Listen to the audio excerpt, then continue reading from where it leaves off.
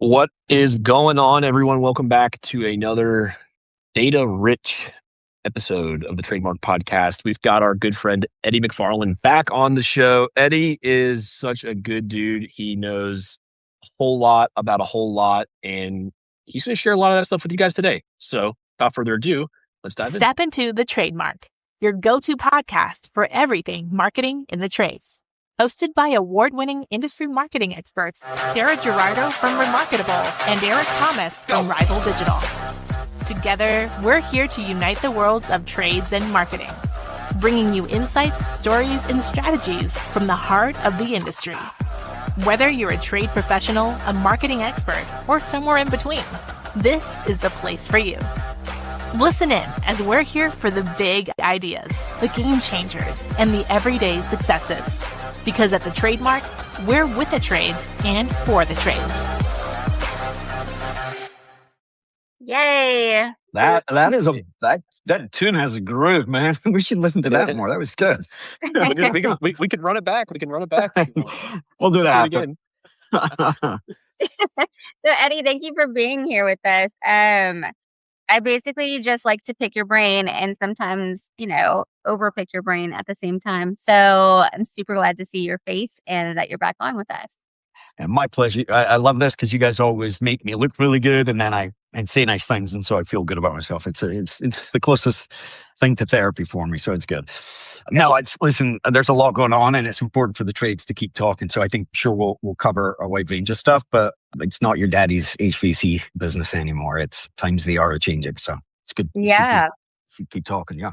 Yeah. I really want to dive into it because I've seen a lot in the data and I think they don't really know my job, right? So they're like, "Oh, you're in marketing," and I'm like, "Oh yeah, I know. I'm learning a lot here."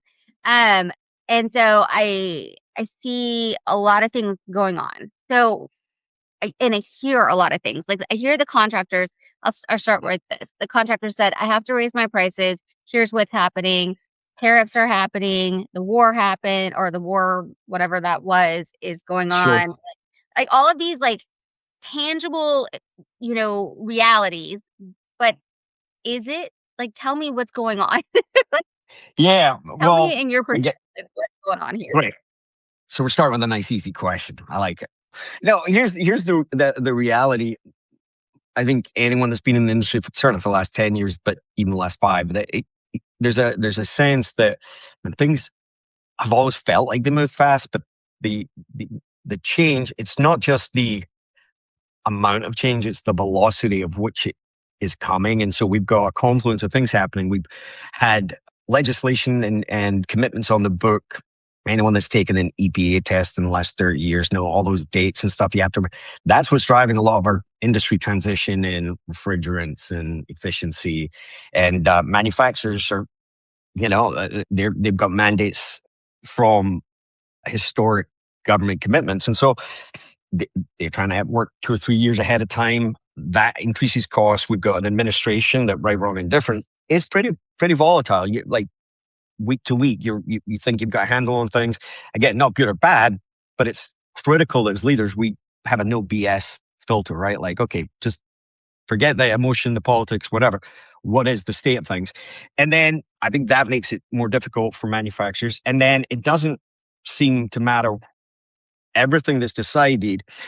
I like to think that we're at the bottom of a very big hill and everything sort of rolls downhill. And all of that macroeconomic, political stuff, at the end of the day, it's some 24-year-old tech that got into the business because they like working with their hands and they were kind of like helping people when they need them. And now they're trying to, explain things, that it doesn't matter even like how much you know about it. It's deeply unsatisfying for the person on the other end because they don't, when they say, "Wow, this is crazy," or "Why is it so expensive?" They don't really care why. They do care. It's just a lot, and there's no good answer. There's answers, but at the end of the day, I think I saw an article in Contract and Business Report a couple of weeks ago, maybe a month ago, and it was, I think the prices for manufacturers have increased 50% since 2020. So, we saw a 20% hike with the refrigerant transition. So all of that, consumer sentiment, they're living in that same thing. And then you've got technology that feels like it's always moved fast, but man, it feels like just in the last 6 months, we have had an order of magnitude change. And so it's unlocking potential things. I think one of the things technology does is it's very egalitarian.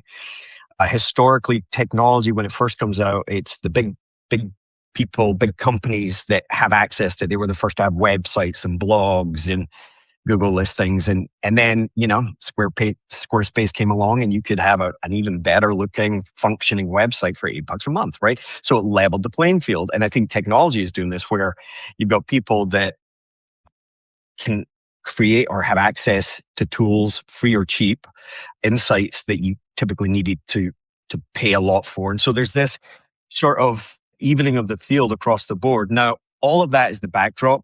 The one thing that hasn't changed is regardless of what's going on, regardless of the environment, contractors that are business-minded, systems thinkers, great communicators, and take care of their people and do good work, they're navigating it, right? Because they built up that muscle over the years to deal with change and change management. A lot of people are getting whiplash because they're, working hard every day to no clear end. Yeah. And I think you're right. You're also going to see there are some different types of acquisitions going on. So some of them, the dad is retiring and the son is taking over, or the daughter is taking over. And so they are going to be the ones that probably have that more reaction to prices and more reaction to environmental or macroeconomic situations that are happening, because they may have experienced it, but not as an owner. And right. Yeah. And I think it's a different lens, right? And first of all, change is change. People bring their perspective, but we do see appetites change. Like sometimes people, especially if we've waited for a while and now we're getting our chance at it, we want to do the things that we've thought about. And so, yeah, we're certainly seeing a lot of that. And I think what's telling is the adoption rates of some of this technology. It's not the multi-year cycle. People are dipping the toes because, again, the technology is advanced to such a place that they all have interfaces that even idiots can use it. I know that because I use it, right? Yeah, too.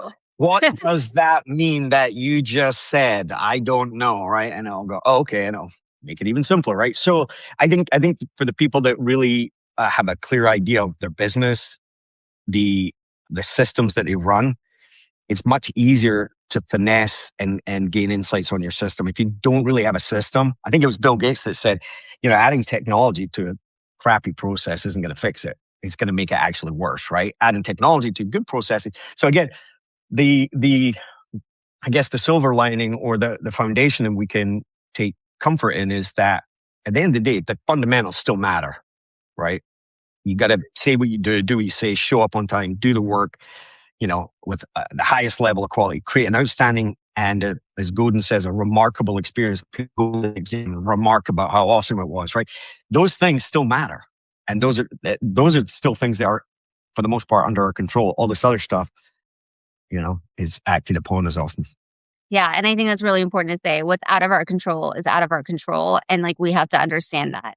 But we can vision, I think what's really important and what is interesting to learn is to see what's going on in the industry, look at the infinite opportunities, change your problem statement to an opportunity statement, and say, and it switches your brain, right? And I think that's why I message you so much, because I'm like, I keep seeing this. Why aren't others?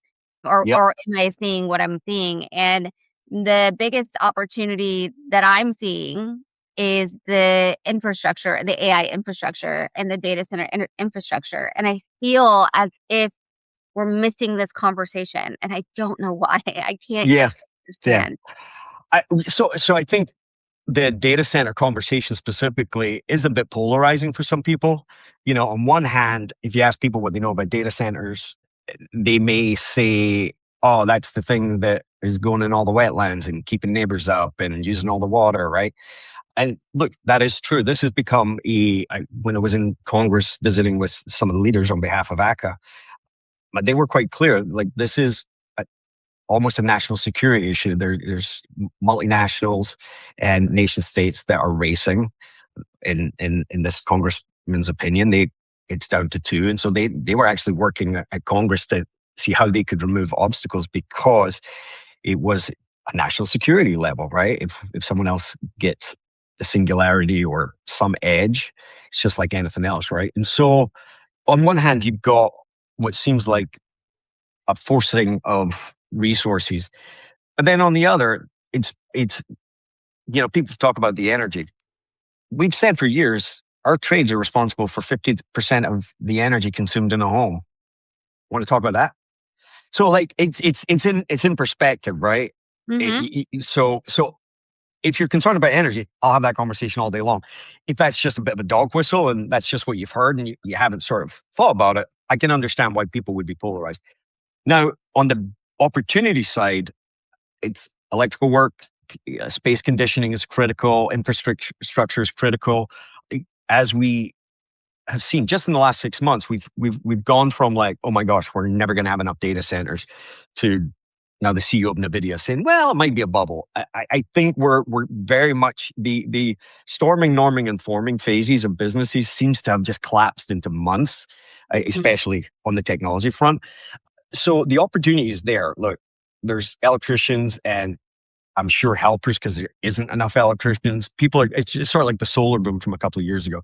I think we'll see that business people step into opportunistically, and I think we'll see people step into and take it as add that capability as a strategic division of the company, right? And that's good. I would say both of those are fine, but you need to understand your fundamental business, and there's a risk profile. Is it going to stick around? If you put all your eggs in one basket, are you okay with that? But yeah, there's a bit of a gold rush. There's a bit of people throwing money at it. We live in the age of the $1 trillion IPO.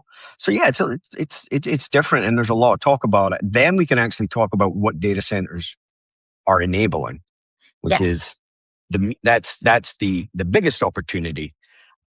And I'll give you my 2-second pitch on AI and coming for everyone's jobs that you didn't ask me to give, but I'm going to give it. You knew what I was going to talk. Yes. Well, it's funny because I had this conversation, and I'm reminded of a project I was working on with a team member, and I'd asked about it. They didn't really know where to start. I said, you know what?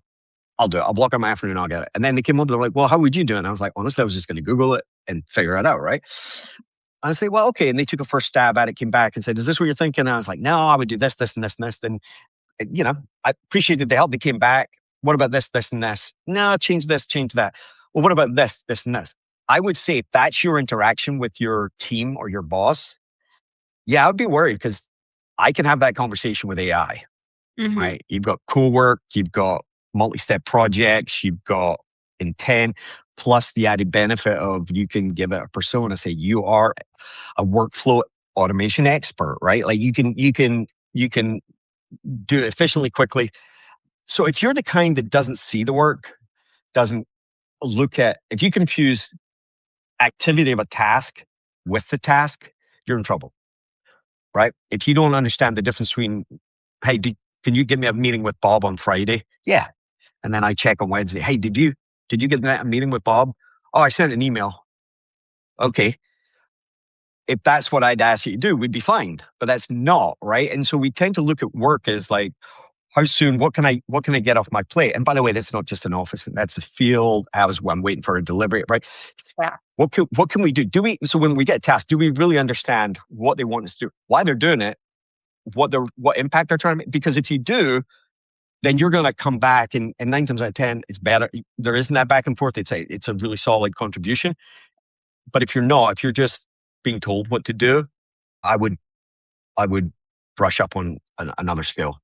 Yeah. Yeah. I mean, I think that the majority of people need to use AI, and they don't use AI because they treat it like Google, like a search.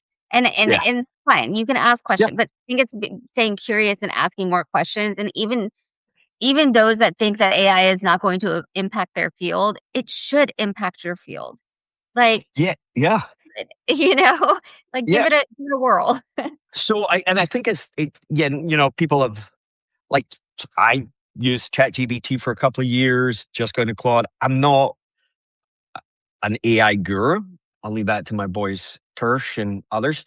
But as an executive, as a leader, as someone that may get asked about my opinion on it, or my team, or I may need to give guidance to someone. I should know his capabilities. So I do projects just so not because we need to know the art of the possible. And so I think there's a lot of people that are like, hey, if I was a potato, what would I look like? Not the best use of AI, right? We don't need to figure out what we'd look like as a cowboy or all this other stuff. And if you are using it for Google, if you're doing a lot of one hit, two hit sort of conversations, you're missing it. I think what AI allows in my head, and again, not the smartest guy in the world, but it allows me to have a conversation with my data. And that's all I want to do. I want to interrogate my data so I understand it. We were talking a little bit, it's the difference between data rich, but information poor. Mhm. A lot of times we run a report and we got bar graph, and we look at it, but it doesn't really tell us. The only time I want to look at a KPI, metric, or report, the only time is if I'm trying to decide if I should stop doing something or start doing something. So it could be a daily thing. But if you're just looking at it because you think more metrics and more dashboards, the better. No. Do you understand the end result? And can you interrogate your data in such a way that you really find that missing insight? And, I worked for a cat once, and God we trust, all others bring data. And that was a bit of a block because you had to talk to your IT guy. So we can do all these now. We don't need to be pivot table experts. We can use natural language. So that's where I think people are really missing the opportunity. Create a project or a co-work in Claude and put in your last year's sales. You start to talk about things like, yeah, our close percentage is pretty good. Our average sales pretty good. Revenue is pretty good. Profit statements. Okay. But you can find out very quickly which of these jobs do we actually make money at? Which brands, which size, which style, which one do these seem good, but not? Because then I can take that information in a day-to-day conversation. If I'm trying to fill my board and I'm going to, it's Uncle Eddie's crazy bargain basement time, I can at least make sure if I'm giving a deal to someone, it's a deal that I know, not just think, but I know that that's okay because we have margin, we make money. So this is a kind of insights that are capable, but we got to be able to talk to our data. And you really do need to understand that your business is a system. Just like a house is a system that has a furnace and ductwork, your business is a system that has these roles, but these roles are only there to produce a predictable, scalable outcome at the other end, right? So once you get, again, principles need to be solid, then you can really have a lot of fun. Yeah. And I think data visualization is just such a key. Like they were like, oh, your data is in here. And I was like, awesome. I'm building agents to tell me what all my data is. And I said, my boss, and he said, well, what do you do if the data is wrong? You say you fix it. That's the point, because AI is only going to infer off of your dirty data. And as you scale, every company's data is going to be dirty, because I've worked at large corporations before, and I've spent literally, I was in a basement and I spent, I think, the first 30 days cleaning up data. And the fact of the matter is that that's okay. And we always, dirty data is dirty data, good data in, dirty data out. But only good data will go in when the human is removed, because the human error of input of data is significant. It is your average ticket if you're missing an email address. It is an average ticket if you're missing part of the mailing address that didn't get in there. And so I think that's the important message is, it's going to be okay, but you're going to have to fix your data. Yeah. And this allows us to remember a lot of our systems we do because that's what we had to do in the old models to get the information we needed. Just because we've always created these reports, we've always created this and taken these steps with our data. If you begin with a beginner's mind and go back to the beginning and say, what am I really trying to do here? What do I really care about? Okay. And then you can actually have a conversation. Start with, don't tell it. When I was working at Home Exit with Alan Patterson from Glasgow, he was on the Alexa build team. He gave me a book once, which I think was a polite suggestion, and it's called Ask Your Engineer. Basically, it says, stop telling the engineers what to build. Tell the engineer the problem, put them in touch with the customer. And it's a great concept. And I think about that with AI. Like if you start with, I want you to build this, this, and this, it will do that. And that's a great use. But however, if you go, here's the impact. Like if you start with the end in mind, here's the impact. I'm thinking, here's what I was going to approach it, and here's the sort of inputs and data. But is there a simpler, better way? And just that conversation with, for most of the people in our businesses, they are the smartest one. They're the answer person. And so there's a saying in the learning world that it's impossible to pour from an empty cup. And for many of our peers, we have been pouring ourselves, building systems, building our teams, putting in, but we haven't had a chance to be coached ourselves because we're the top of that business. If they're smart, they've got a business coach, they're maybe in business. But this is a way to have a thought partner to check your thinking. And then, the one way to balance it is find the biggest skeptic. That one person that you could give them $10 and they'd complain it wasn't 20. Yeah. Like don't give it to Bob. He'll just say shit. Like, give it to Billy. He loves everything. Well, that's okay, but that's not the point, right? The marketplace has no problem telling us we have an ugly baby. Right. So don't avoid that input. That input's critical. Have those conversations. And I think this is what's going to remove a lot of the clunkiness in our business. If we understand that the things we're doing right now are just remnants of how we had to run business because of the availability of our systems, I think we're going to see a lot of things unlocked. And I would go further and say we must, because right where we started, every time a manufacturer, a distributor, or somebody in our chain upstream from us makes a change, that hits our cost.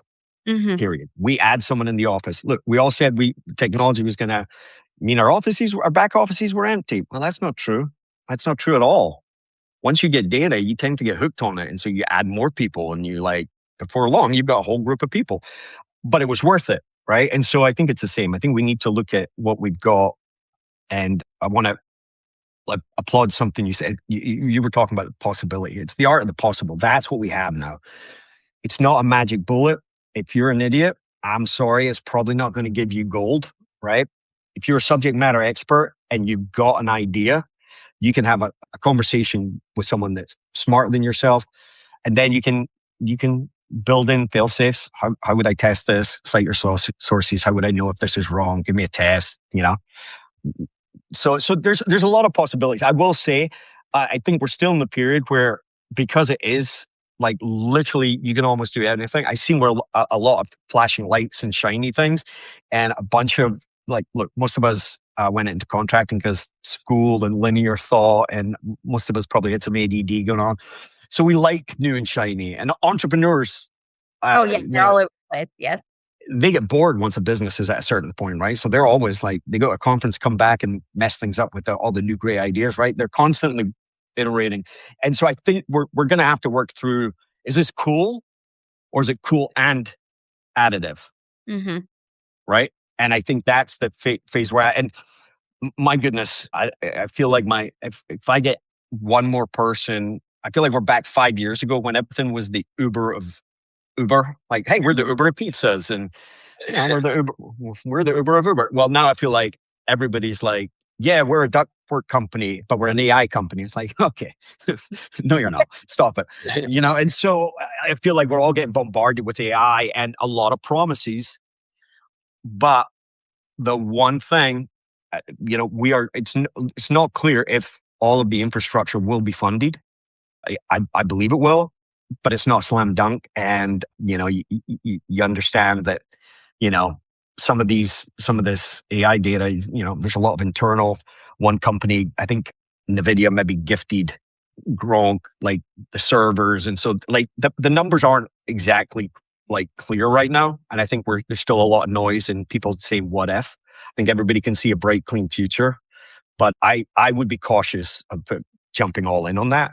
Yeah. But to the things we said, there's employment opportunity, there's growth opportunity, there's environmental, look at these things are environmental opportunities. Okay. So when I first talked to you, and we'll kind of wrap this up with this because we could just go on for days.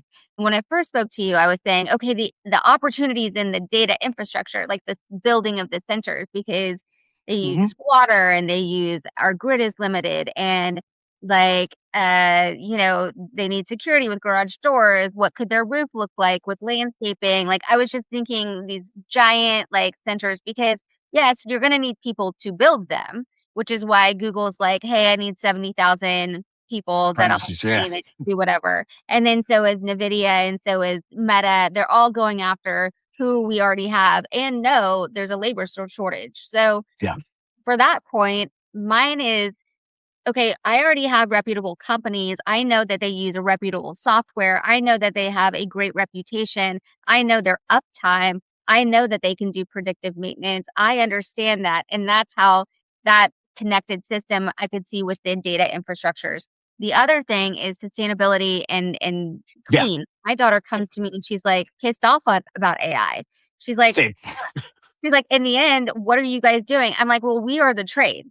We clean and develop clean, sustainable solutions for our communities. So my thought is like, it should be AI and community because it's going to flow in, as we have seen, that when you do new builds of any building, it flows into the community that it's near. Yeah. And they're often going to these rural communities because why? There's land, there's water that's already scarce. There's no one out there going to ask some questions. Yep. But, Aaron Brockovich is coming into the situation. I saw that. Yep.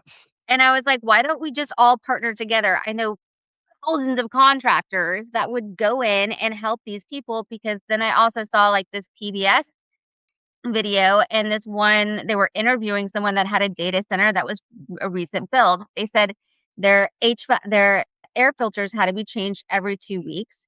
Their power was going in and off because they probably need a generator. They probably need their own power source.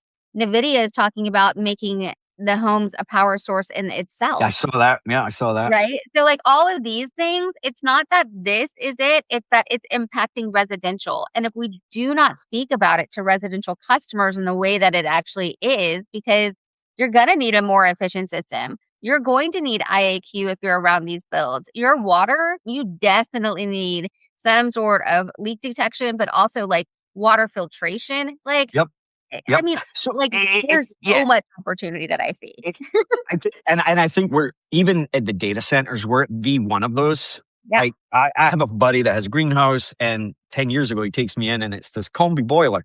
He can put all of the scrap wood pallets. He burns all that, and it creates heat, but also creates electricity. We have one of the biggest problems with data centers. Again, not an expert, but heat exchange is a big deal. It's kind of our bread and butter, right? In fact, there's a website that companies, large oil companies, multinationals, when a problem has plagued them for years, they actually put it on this website for random people. And one of the oil companies got one of their things they'd worked on for 30 years. Some person just answered and said, hey, I think this would work. And so when all else fails, so right on that website, they were looking for a new medium, liquid, something that could be more effective at transferring than taking away the heat, because that's what we see. Well, there's no reason. We do open and closed systems with geothermals. We can do heat exchange. Like, they use a lot of electricity, produce a lot of heat. Well, what if we had, an enclosed environment, captured the heat, produced electricity, offset the demand, maybe even created some for the community? So I think we're at the stage, and Trinity, if you're watching my daughter, I'm sorry, I've never used AI. I don't know what we're talking about. I'm one of the good ones, but I think we're at the early. She won't speak to me for a week. We're at the early stages, and I think there's another level of entrepreneurship that's going to come in, because yes, these big places, but we built data centers based on what we knew about buildings. Yeah. Right. We will learn. And I at the ACCA conference in Vegas this year, become a member, attend the conference. We had the Daikin dinner, and all the executives were there, and they give a little bit of a presentation. They are engineering solutions for the future. They're looking at fluid dynamics, exchange, and at ERBs. I actually think we have an opportunity.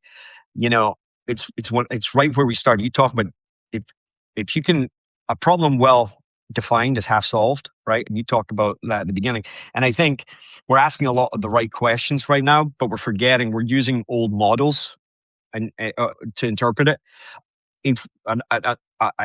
a less polarizing and more utilitarian way of looking at it is, okay, if these are essential for national security, if these are the way we're going, and it could be the great, lifter of poverty and break our cycles, how would we limit the damage? How would we build in controls? How would we make sure our children can breathe, right? So I think there's better questions to ask, and it's one of the rules, right? In life, if you want better answers, ask better questions. Ask better questions. Yeah, most definitely. I love that. I love that. And I think that now is the time to stay as curious as possible and just ask all of the questions. And Right. even if you sound crazy, like, have passion behind your crazy. If anybody is looking for encouragement, Google Dick Fosbury. I think it was the 1960 Olympics. He won the gold, won the record, because up until that point, for all of history, from ancient Greece and to that day, including every other competitor, they jumped over the high jump facing forward. And he was curious, and he was brave, and he let data drive, and he won. And now everybody jumps. So you wouldn't think of jumping the high jump facing forward. That's crazy, right? It's called the Fosbury Flop. But that's what happens when you just follow old paradigms. And I think he must have felt lonely, ridiculed, ridiculous, because cold Tuesday morning when they're all practicing, everybody's like, oh, there's crazy old Fosbury. What is he doing? Right? Like, we only ever look at successful moon launches retrospectively and go, oh, they went from, we're going to the moon and they built a rocket. That's great. We never talk about the 18 rockets we blew up, the crews we lost. And we tend to revise history to be more linear than actually is. I actually think we're in a good spot, but we should probably revisit this in about 3 months, and everything I said will have been wrong, and it'll change again. And actually, you know what? That's okay, because you should have a point of view and then test it. Yeah. Yeah. Mhm. Well, this was an awesome podcast. I really appreciate it. Eric, you've been quiet. I'm sorry. I get really I've just excited. been listening. No, I've just been Next time, listening. can Sarah and I please get a word in edgeways next time? Yeah. Oh my Yeah, goodness. for all the listeners out there, don't worry. I am still here. I'm still with you. Where's Eric? Yeah. This is Yeah. great, guys. I really, and I think, all joking aside, this is something that will move sometimes swiftly, sometimes overnight, and sometimes over the long run. And I think it would be interesting to keep an eye on. Yeah. Yeah. Well, I'm excited to continue these conversations and bring you back on in 3 months so that we can have more. Good. In the meantime, I'm going to ask AI, what is AI? Right. So that- Oh, that's a great question. And then say, what is AI to Eddie? And then it'll give you this long diatribe of like, Eddie, you're magical with your AI. And you're Yeah, I feel seen. Yeah, there was a lot of that going on. There's a lot of that going on. Anyway, yeah, I listen. Let's keep the conversation going. I really appreciate the work you guys do. You have such interesting people on here. It's a great podcast, and I think what you guys are doing to keep the trades visible as a modern business is really wonderful. So keep up the good work. Thank you. And Aaron Brockovich, if you are listening, because I'm going to tag you in this, I know a bunch of contractors. We would love to help you come up with just ideate of solutions and how we can help. So we're right here. And ACACA, Eddie has connections. We can make it happen. So we're right here. For all the Love it. listeners out there, yeah, thank you for listening. And we will talk to you soon. Bye.